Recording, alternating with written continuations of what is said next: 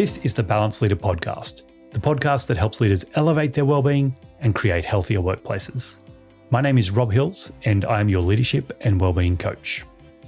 In today's episode of the podcast, I got the chance to interview my colleague, Dr. Tom Hammond, a clinical and sports psychologist with extensive experience in organisational wellbeing. Tom shares insights from his journey, which began with working with Olympic athletes and then transitioned into consulting for organisations on performance and wellbeing strategies. Throughout the conversation, Tom emphasises the importance of taking a holistic approach to organisational wellbeing, rather than just focusing on individual resilience. The discussion covers various aspects of workplace wellbeing, including psychological safety, the challenges of remote work, and the role of leadership in fostering a culture of wellbeing. He also discusses future trends in organisational wellbeing, emphasising the growing importance of mental health and psychological safety in the workplace. This episode provides valuable insights for leaders who are looking to enhance their organisation's wellbeing strategies and who want to create a more productive and supportive work environment. So let's dive into today's conversation with Dr. Tom Hammond.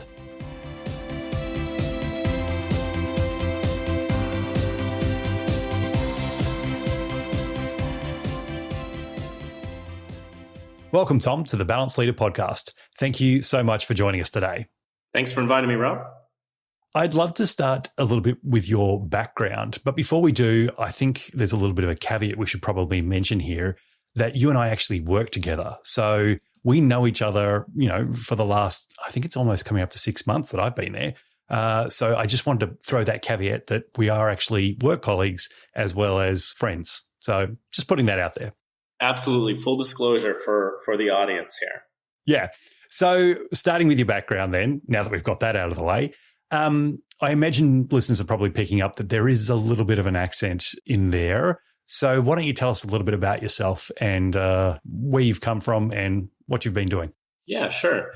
So I'm originally from Canada and have been down in Australia for about 12 years. I recently spent some time back in Canada, but decided for my family and I that we loved it so much here, we just had to come back. So I've mainly lived in Melbourne, but have also lived in Sydney for a couple of years as well.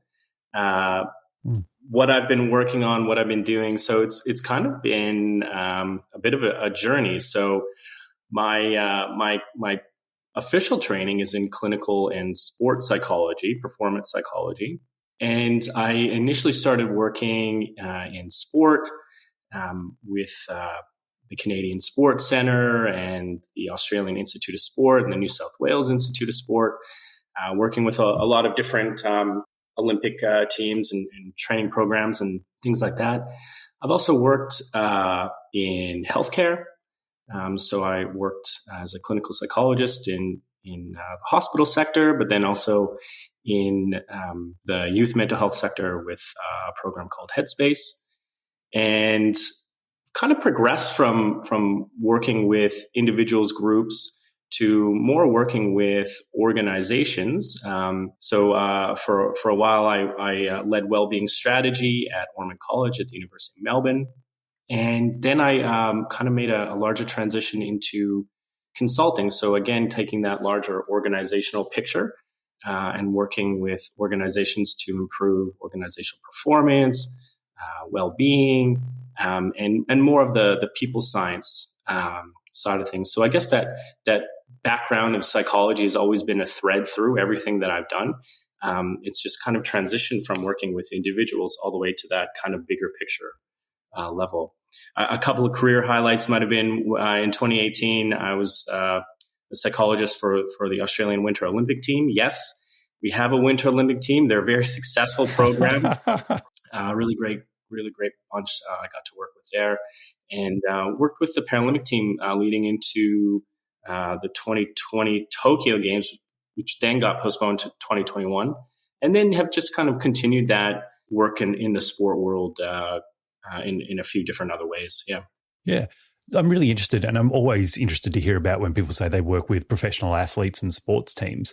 What's the basis there for the work that you were doing with them when it comes to, was it around psychology, well-being, performance?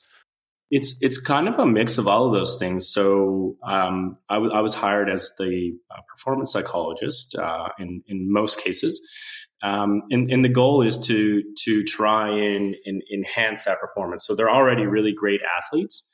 They have really great skills, technical abilities, tactical abilities, but it's really trying to consistently perform on demand and manage the stressors and life with variety of distractions that get thrown at people, and trying to just develop that capability to narrow in that focus and deliver time and time again.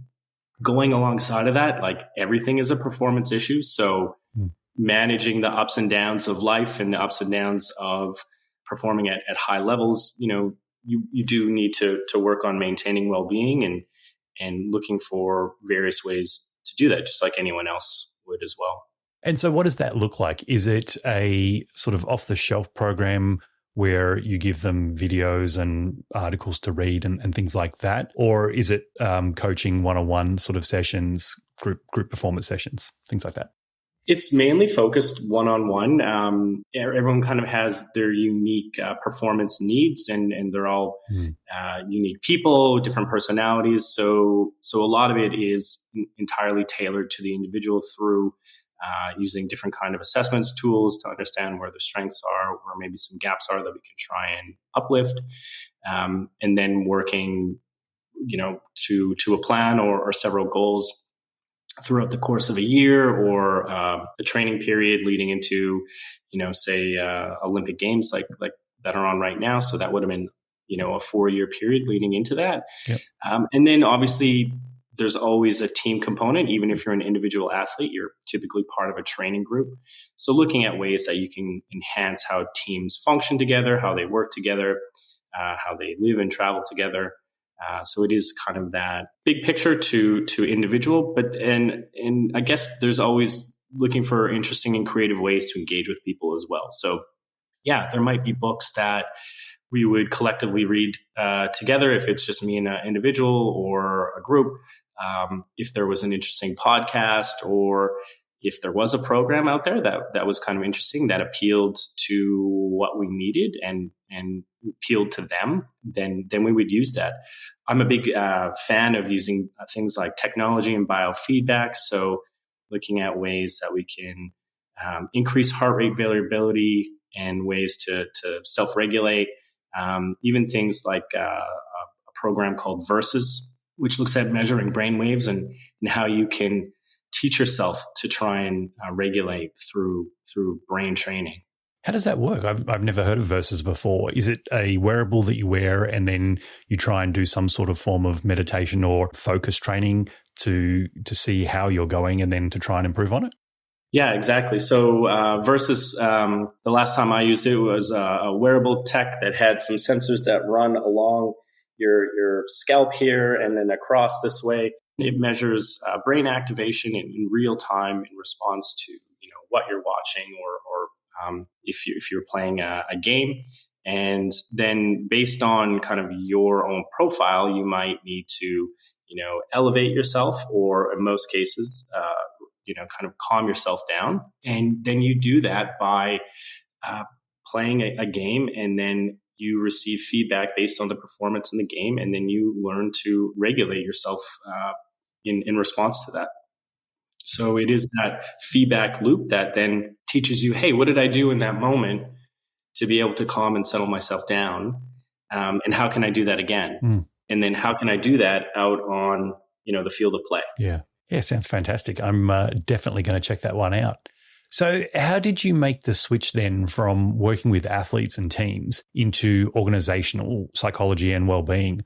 It was definitely a gradual transition over time. There was a couple of opportunities that came up to work with some different companies, some different organizations. And in essence, it's a lot of the same stuff. At the end of the day, you're dealing with people, you're dealing with group dynamics, you're dealing with an external environment, and they all interact together. People love that concept of high performance, and you hear that a lot in the workplace. And understanding what that looks like at some of the elite levels and taking those lessons and then trying to apply that in the work context, it actually fits really nicely. Work is a performance, and there's a lot of things that go into that, and you want to kind of understand at an individual and operational and then a strategic level of what kind of factors are at play, and how can we work to create this environment that really allows people to be themselves and thrive in their roles, and how can we best support them to do that. Yeah, that's really interesting. So how would you define organizational well-being then? And why do you think it's important in modern businesses that we have things like organizational well-being and sustainable high performance? Yeah. Well-being is an interesting term or topic, because it's almost become this umbrella term that means so many different things to so many different people. Yeah. Yep. I did a search recently, and there's all sorts of different frameworks that come back. So for me, I kind of go back to my doctoral training in subjective well-being and life satisfaction and happiness, and workplace well-being is kind of this combination of positive and negative affect. So what are those positive emotions? Happiness, contentment. Negative, so it might be anger or sadness, those kind of things. And then job satisfaction. So are you satisfied in your job and what you're doing and what you're achieving? So that is kind of one frame to workplace well-being. You can also talk about things like physical well-being, psychological, financial, those kind of things. Those are aspects that fit within that as well. And then there's kind of like that holistic picture of the organization. So something like a Burke-Litwin model approach, where you look at the strategic, operational, and individual factors, things like strategy and culture. What are the systems and policies and structures that are in place? And then how does that relate to the individual motivation and fit within the role? And how does that together lead to organizational performance? So it's kind of like those three things are overlaid to give you a snapshot of organizational well-being. Yeah. So what do you think are the key factors then that contribute to employee well-being at an organizational level? So not just for individuals, but across the entire organization? Yeah. So I think it's definitely that combination of, the people call them drivers or factors. So things at the strategic level, looking at strategy, leadership, culture. What does our vision look like? What is our mission? Do we have a clear sense of what that is? And do we know what that looks like as modeled by our leaders? Those factors kind of transform the organization, and they permeate kind of across everything that we do. And then how does that then get translated at the operational level? So what do our systems look like? How do we actually do the work? And what do the structures look like that enable us to align to what that mission, vision, and values look like? And then how does that translate down to individual motivations? And how are we making sure we're taking care of individual needs and aligning to people's values? And cumulatively, how does that then translate to performance? Looking kind of more in that psychological and social and psychological safety or health at work, there are approximately 13 factors that closely relate to those pieces at the strategic, operational, individual level that really kind of holistically make up that safety at work. And those are kind of the targets that we want to measure and pay attention to create that environment that is safe for people and creates an environment that they can be successful in. Yeah, you've mentioned a term there that's quite hot at the moment, for want of a better word, which is psychological safety. Yeah. A lot of people are talking about it. There's been some stuff in the media about it. What is psychological safety, and why is it important for us in the workplace? Yeah, so there's probably two. Again, there's always these different terms that are out there. So there's psychological safety, and I can't recall the researcher's name off the top of my head, but it's like that concept of being able to be yourself at work, be able to put ideas out there, be able to ask for feedback, to provide feedback, to critically evaluate things, and not fear reprisal, not fear that you're damaging yourself, your career, your job, that you can contribute in that way. So that's kind of that side of psychological safety. Yep. Then there's more of the workplace health and safety angle, and that is really about creating an environment that is safe for people to work in and be successful in, but also that mitigates any potential harms, and works proactively to continuously improve that environment, for people to be safe in. And it comes back to typically those 13 areas. So things like rewards and recognition, leadership, role clarity, expectations, civility and respect in the workplace. It is a wide range of areas. So it's not necessarily just, things focused on, say, reducing and mitigating bullying, harassment in the workplace. It's also a bigger picture thing, like, what does your culture look like? And, are we engaging employees in their work? Are these things that we can track and measure over time? And is it important to be able to track and measure these things so we get an idea of where we are now and I suppose aspirationally where we want to go to in the future? Yeah, absolutely. So there's a wide variety of different ways and tools that already exist out there that are backed by research. So you can measure things like engagement. Employee engagement is kind of it's an outcome of a number of other factors that have led to that point, but it is kind of a nice marker that gives you an indication of where people are at in the organization.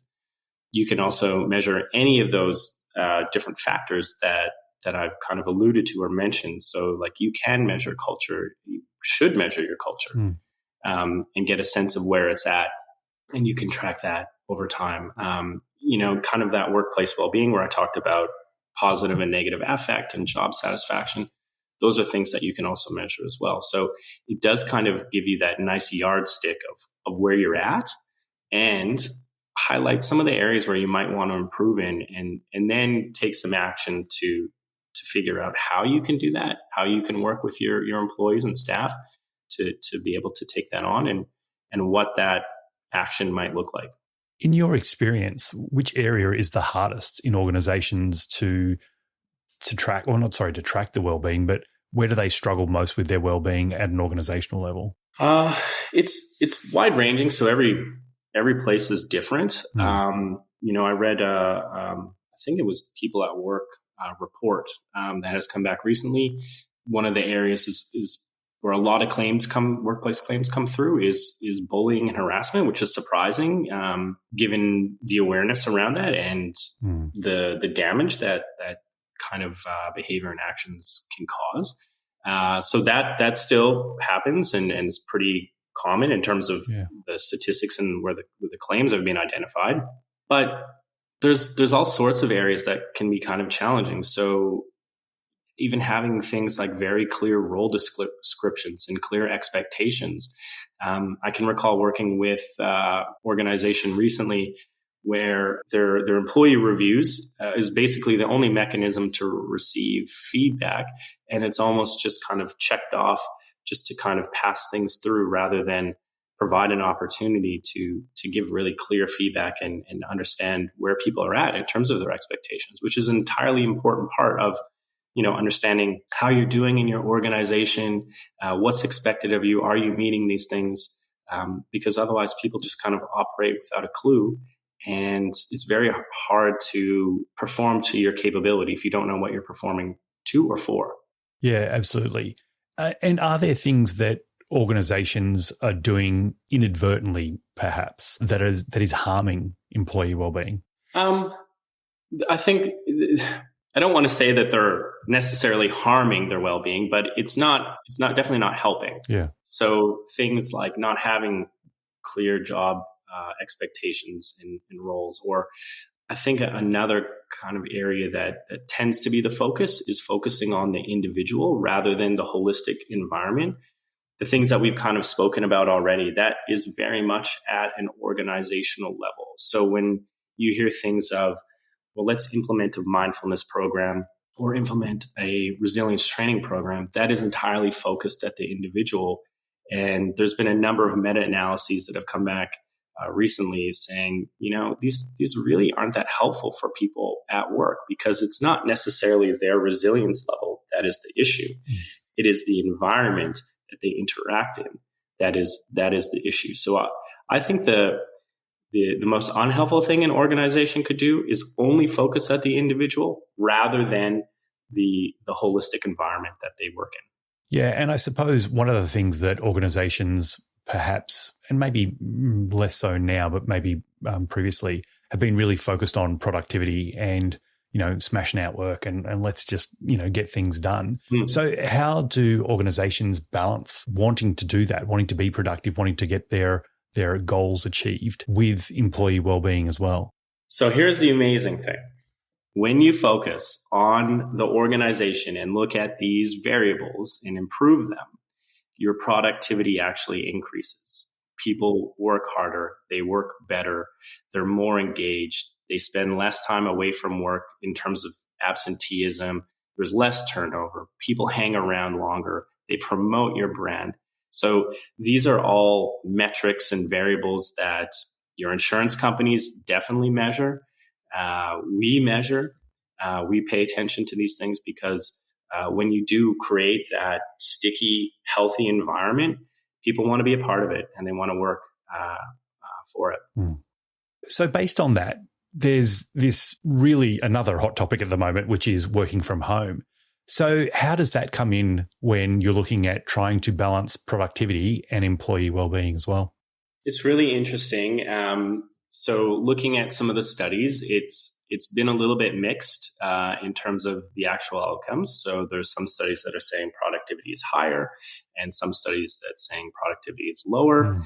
There's a couple of variables that seem to play a role in that. So that might be the actual kind of age of the person who's working. Younger people definitely have an inclination to work at home versus people who are maybe a little bit more older or experienced in their career. The type of work and the type of organization plays a role in that. But if you look at self-reported information, polls, different things like that, people are overwhelmingly saying, I feel more productive at home. So it seems a little bit mixed, but it sounds like people are saying that they're feeling more productive at home. There's also a whole other host of things that go along with working from home. So there's been some data that has suggested people feel a little bit disconnected and a little bit lonely because you're not having that in-person social interaction. But there's also costs associated with going into the office that now employers are having to look at around, if I do want people coming back into the office, there is a cost associated with that for my employees. And are they going to be okay with that and want to take that on rather than work from home where they don't have to, pay for parking and travel and the commute time associated with that.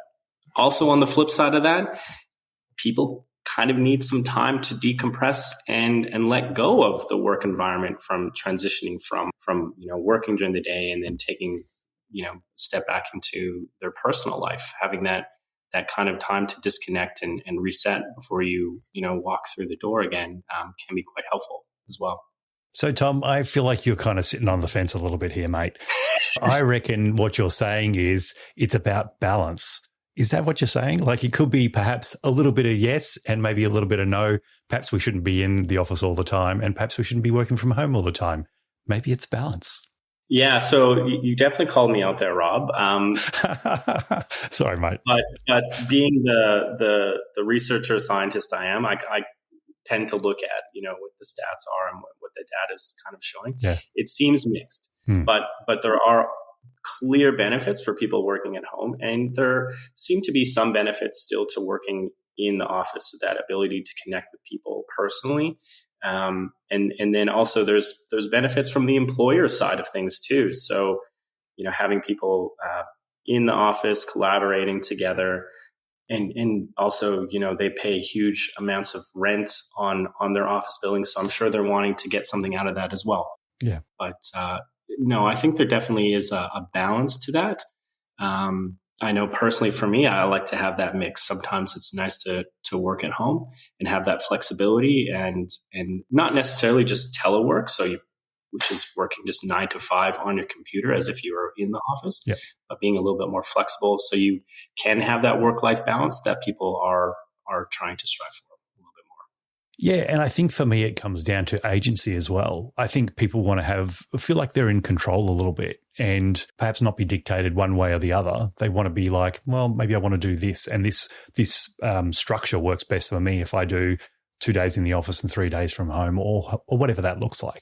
So I think agency for people's well-being is really important. Absolutely. So there's a very famous theory called self-determination theory, and it focuses really on 3 areas. Autonomy. So how much control do you have over your environments or your workplace or yourself personally? How well can you relate to other people? And can you feel competent and have a sense of self-efficacy that you're good at doing things? When you give people more autonomy, it typically is associated with enhanced motivation. So they are able to exert more control over their environments and potentially be more successful in what they're doing and have that positive affect associated. Yeah, absolutely. So what are some of the innovative approaches you've seen organizations take to promote well-being within their own organization? It's an interesting question because I don't think I've seen it done amazingly well. You often hear things about ping pong tables and snacks and those kind of things. And like those are respite pieces, and often designed just to keep you at work longer. Yeah. I have seen a couple of pieces around, almost like rest periods. So quarterly or end of year, where the company takes an approach where everyone gets time off to rest and reset. I've also seen things where companies might be providing some kind of financial support once a month so that people can go and do things that create balance or meaning in their life outside of work, which is really important. Those are kind of interesting things that I've seen happening. But the vast majority of approaches really seem to be focused on individual resilience, or providing almost like a baseline cover of an employee assistance program. Which is that kind of individual counseling or resources that people might be able to self-pace through. That seems to be where the vast majority of resource or time is focused, rather than the holistic view of the organization. Yeah, so they're on the proactive side. And I think that's obviously where we want to spend most of our time as an organization, working on proactive ways that we can reduce stress and burnout for people before it even happens. So let's build up their resilience. Let's build up their well-being. But what happens when we get to that point where, and this may already be the case for some organizations or for some people, where they're already at the other end, where they're already at stress, where they're already at perhaps facing burnout if they're not already at burnout. So what do we do then? How do we best support people then? Yeah, so obviously we've heard a lot about burnout, just kind of working through the pandemic and then, dealing with the aftermath of that. Burnout's been happening for a long time. We actually would have a look at that in sport as well.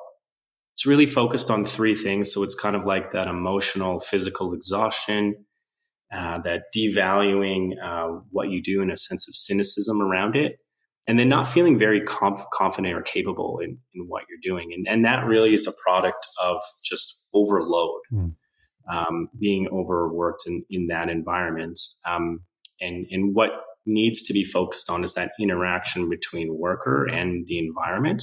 And it is sorting out the environment and the factors within it so that people are not put in that position again.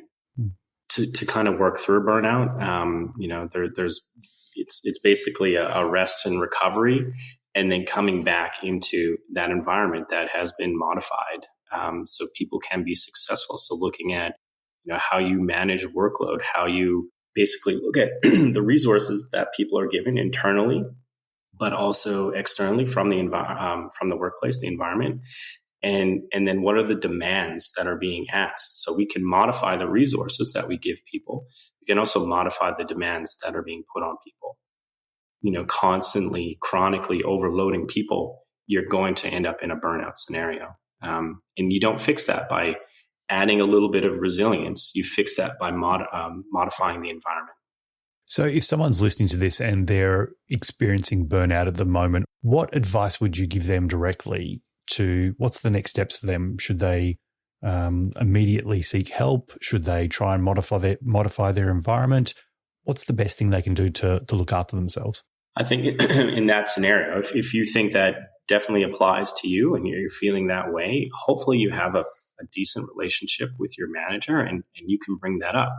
As a manager, you need to be concerned about people's well-being. You don't have to take on their crisis, but you need to look after your people.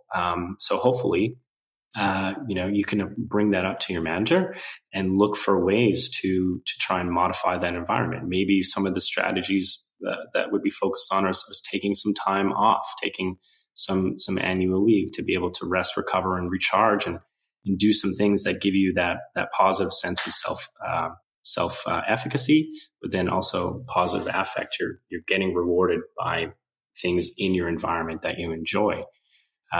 Then the second piece to that is, how can we work to prevent this from happening again? How can we better manage the workload? How can we adjust what is being asked to you? Maybe we need to upskill because the demands of the workplace changed following the pandemic, and now we've put you in different positions that we necessarily haven't equipped you with. Or maybe we need to clarify expectations. So it's really kind of individual. But it is that interaction between the person and the environment. Yeah. I've been talking with a lot of people recently who are struggling with retention and recruitment. So trying to find good talent and then keeping them. What sort of role does organisational wellbeing play in that space? Organizations that have a clear value proposition. So what do we stand for? What are we about?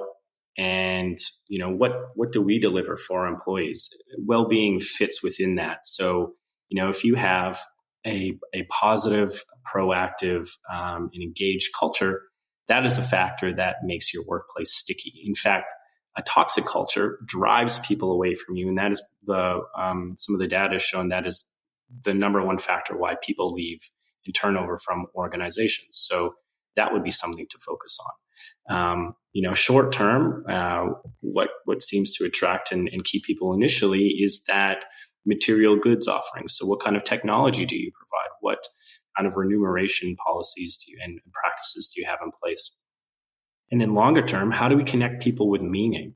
So what you're doing, is it valued? Is it connected to a bigger purpose? Do you understand how you fit within the larger picture of the organization and how you contribute? And then what kind of opportunities are there? Is there a way to progress? Is there a way to learn and grow within yourself and the organization? Those are kind of the factors that drive retention and make your place sticky. People hang around, but also attract people to come as well. It sounds like there's a lot of factors at play here. So I'm really curious to know when you get called, Dr. Tom, we need you to come in and check out our organization. Where do you start? Like when you walk into the organization and you see that, okay, we've got some issues here, what's the first thing that you would do? Yeah, I think the first thing is just to get a sense of what's happening with the people. So just starting conversations and asking some kind of really key questions around culture, around some of the practices and what kind of behaviors and things are people observing, just to get a sense. And then we might implement some kind of diagnostic. So we might look at the organization as a whole and then be able to start to pinpoint based on feedback from senior leaders, based on feedback from the staff as a whole. What kind of things are driving performance or driving engagement within the organization? What makes it go well, and what kind of things are not contributing or are not making positive impacts? And then we might start to look at those kind of factors a lot closer, through maybe some focus groups and using that data to drive where we focus in on and drive decision making. I imagine that some organizations try and do this internally, and maybe they've made a couple of mistakes when they're trying to implement their own wellbeing programs. What are some of those common mistakes you see when organizations try to implement the programs? I, I think the kind of common mistakes that I've come across is one, focusing on the individual rather than the holistic view of the organization. So that's probably a common one. I think probably trying to do too much straight away. It is an ongoing process of reflection, measurement, refinement, and continuing to improve those actions. So, focusing in on what matters the most. We do that using different data analyses to kind of drive where we focus, but focusing on what matters the most, what's going to have the biggest impact, and then trying to take steps to focus on one thing and do a good job of it. Another area that might be of focus is really really engaging with staff and bringing them along the journey and providing them with an opportunity to have voice and provide input on what those initiatives look like, what should be prioritized, and what do those actions actually translate to on the ground. So almost having your champions or your group who are leading the charge in helping to make those decisions rather than just the organization imposing more things on staff. The other thing that comes to mind is relating back to those transformational factors within the organization. So, are the leaders in the organization, are they backing these initiatives? Are they walking the talk? Are they living and breathing what they're saying is important? And are they freeing up resources to make these initiatives or these actions come to life? If that kind of support isn't there, it's not really going to have mileage to go anywhere. So how important is the role that leaders play in fostering that culture of well-being within their own organization? It's definitely a key factor when thinking about, any kind of initiative in a workplace. It is essential to have that top cover from leadership to say, hey, this is important. This is something that will be communicated across the organization. We have alignment. We think it's important, and we show by actually modeling the behaviors that it's important. And then the crucial part of freeing up resources, whether it's time, whether it's people, whether it's finance, to be able to take that initiative and actually make it come to life. Those are really key transformational pieces of a well-being initiative. That's great. Tom, I'm going to ask you to get your crystal ball out here for me, mate. So what trends do you foresee in organisational wellbeing into the sort of, near future, I suppose, and even longer out, maybe even 5 years if you can think of them? And how can we prepare for them? Well, I think some of the trends, we're already kind of seeing them play out. So mental health, psychological health and safety are becoming more and more prominent in the workplace. And organizations are more likely going to be held to account than not. They are liable for making sure people are safe at work, and work is not causing harm in the workplace and harming their life outside of the workplace.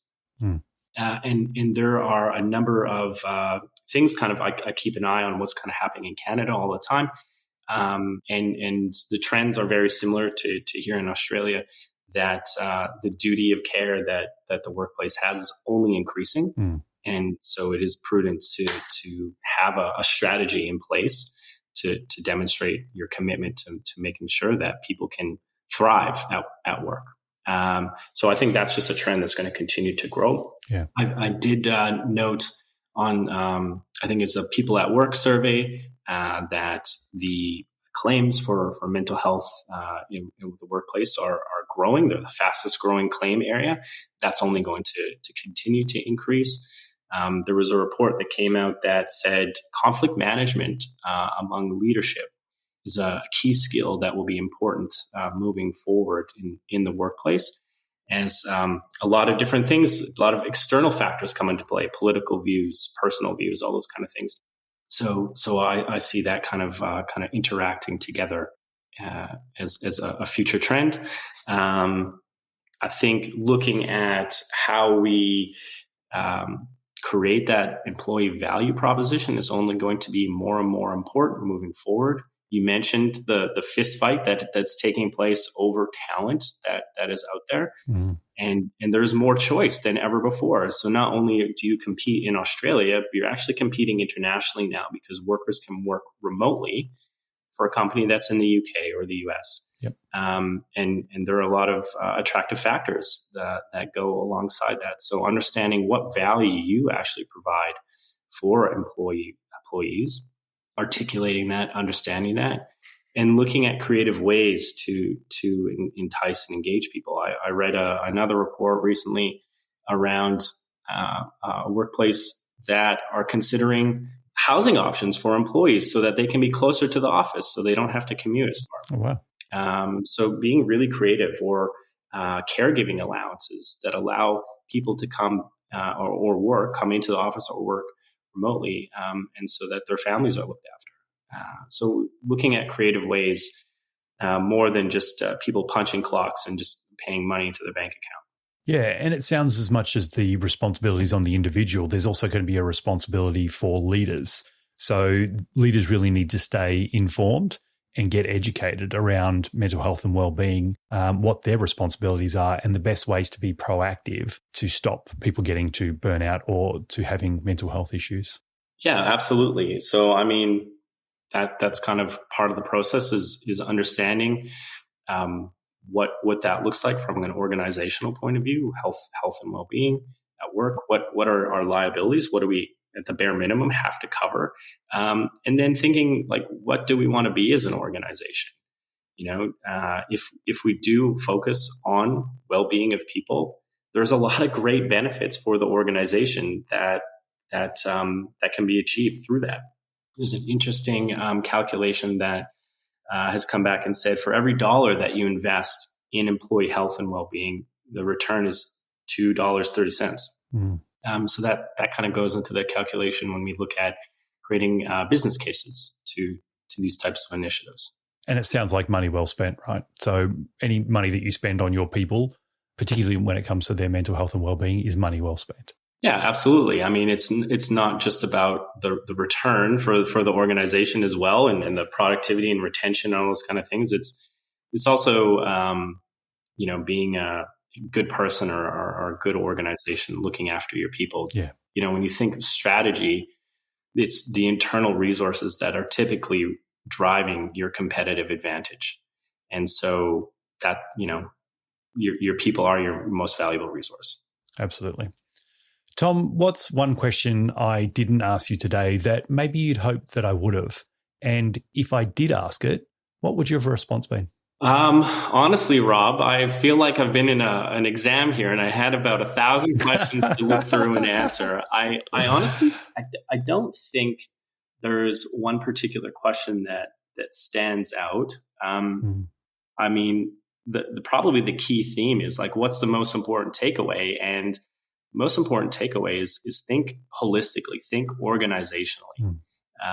Yes, individual resilience and things, those do matter, but it is the holistic organizational focus that is the environment that really drives well-being. And if we can do a better job with creating a productive, constructive culture, making sure people are receiving feedback, they know what they need to do, they know how to get the resources to be able to do what they need to do, and can do it in a safe, supportive way, then we're going to have a high-performing organization.